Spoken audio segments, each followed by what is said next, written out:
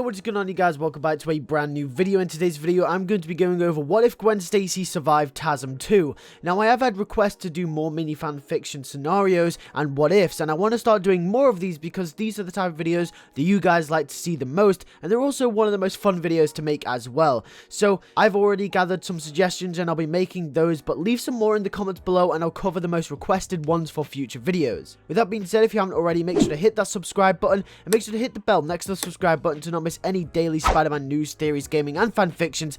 And if you do hit that bell, you can be one of the first to watch the videos as soon as they go out. And with that being said, and without any further ado, I bring you what if Gwen Stacy survived TASM 2.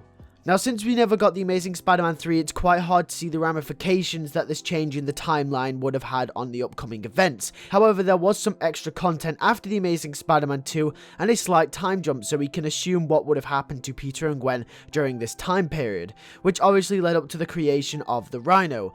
But first, how would have Gwen survived? When the Green Goblin attacks and Gwen starts to fall inside of the clock tower, instead of webbing her, Spider-Man will leap down and grab her, and then web her to safety, saving Gwen's life. After this, he'll jump back up to see a knocked out Harry Osborn. He unwraps the webbing from his neck and lands him to safety. Gwen and Peter hug, and Peter will say that this whole debacle is over now. Spider-Man will turn Harry into the authorities, even though it will hurt Peter deep down. But Peter will be really hurt after this battle with Electro and the Goblin. Once his adrenaline wears off, he can feel the pain. Gwen will take him back to Aunt May's house, and they will have a moment similar to the TASM 1 scene where they're sat in Gwen's bedroom with Peter injured on the chair, except this time they're in Peter's bedroom. Then Aunt May will ask if that's Peter upstairs, and he'll say yeah, and that Gwen is with him. We'll then get a funny scene where Aunt May will refrain herself from coming into the room. It'll be a little funny comedy scene, but then Peter will look down, and Gwen is confused. Peter says to Gwen that she almost died tonight, and this is exactly what her father was talking about when he said to leave her out of all this stuff. Gwen says to Peter that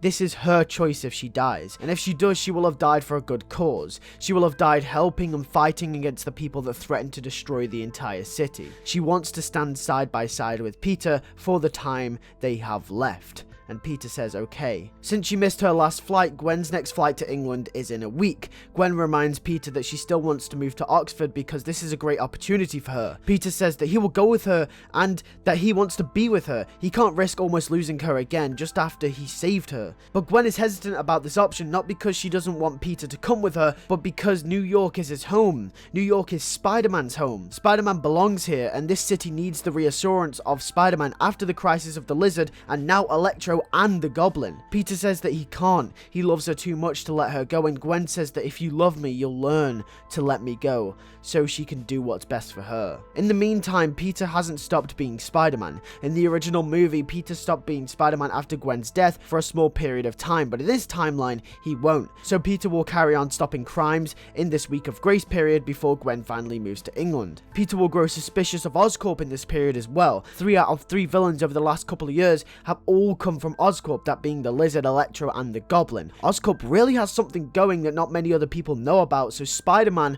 will dig into this. He will ask Gwen to help him do some digging on the inside since she used to work for Oscorp, and Peter will do his digging as Spider-Man. After some research and digging, both Gwen and Peter will find some shady things on Oscorp, like the fact that they framed Harry out the CEO position at Oscorp earlier in TASM 2, and that also a bunch of Richard's files were covered up as well. Peter will be in disbelief of what he finds. Gwen will also find out that there are some plans to create an army of superpowered beings and a bunch of tech and weapon enhancements that are being kept in the secret underground facility. The Gentleman will find out that they have been snooped on by Spider-Man and will activate his next plan earlier than he thought. He breaks out Alexei from jail and equips him with the Rhino armor and sends him out on the streets. Gwen alerts Peter of this, and Peter will go out as Spider-Man and have a battle with the Rhino a little earlier than the original film, and the Rhino will be taken down. Peter will use this evidence along with the info that Gwen hacked from the system to expose the Gentleman and Oscorp for their plans. The Gentleman will be arrested and Oscorp will be put on shutdown for their crimes. Not just for the Lizard, not just for the Goblin, not just for Electro, but for all these as well, and all the fraud and bribery they've committed over the last couple of films as well. This is essentially fast forwarding where it looked like the original story for TASM was going, to have the Gentleman be the big bad and for him to put together the Sinister Six,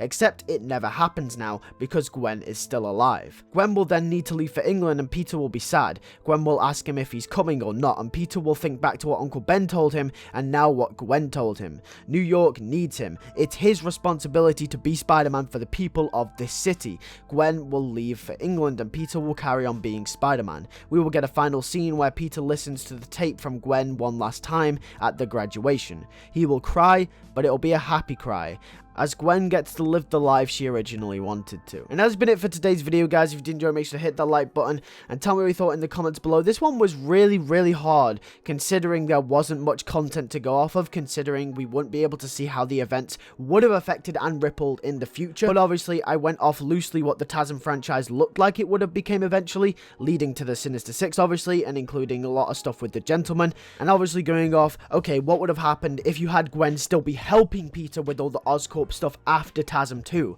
I reckon Gwen could have been a real force to Peter with helping him uncover Oscorp's secrets. But with that being said, if you do enjoy these types of videos, make sure to leave a subscribe down below and hit the bell to not miss any daily Spider-Man news, theories, gaming, and fan fictions. And you can be the first ones to watch the videos as soon as they go out. Tell me what you think in the comments below. Do you think I did a good job, or do you think I could have included more in this? I know it was really hard, but I want to hear your thoughts. Once again, thank you all for watching, and I'll see you guys all in the next one. Peace.